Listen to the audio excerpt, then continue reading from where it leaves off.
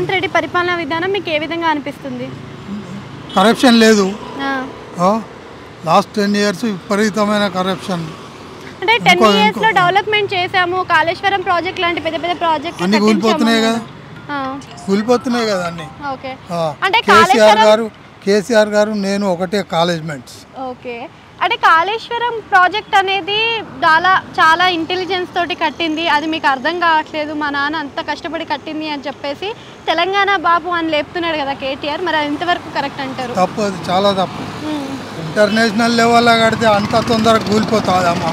నాగార్జున సాగర్ కట్టి ఎన్ని ఏళ్ళు అవుతుంది, నేను చిన్న పూరాన్ని. శ్రీశైలం కట్టి ఎన్ని ఏళ్ళు అవుతుంది, చిన్న పూరాన్ని. నేను ఇంతవరకు ఏం లేదు.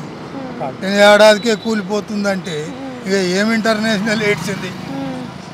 ఓకే. అంటే ఇప్పుడు చూసుకుంటున్నట్టయితే మనకి డెవలప్మెంట్ కనిపించట్లేదు, పథకాలు అయితే పెట్టిండ్రు, అవి కూడా అందరికి వస్తలేవని అంటారు. అవునమ్మా, వస్తాయి మెల్లమెల్లగా, ఒకేసారి అంటే ఏడికెళ్ళి.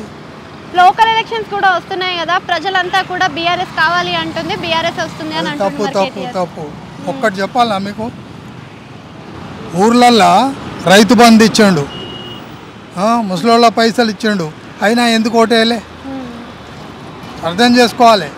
నువ్వు పైసలు వంచిపెట్టి నీ అయ్యా జాగిరి లెక్క పైసలన్నీ వంచిపెట్టి ఓట్లు కొంటా అంటే ఎక్కడ పోతుంది దేశం?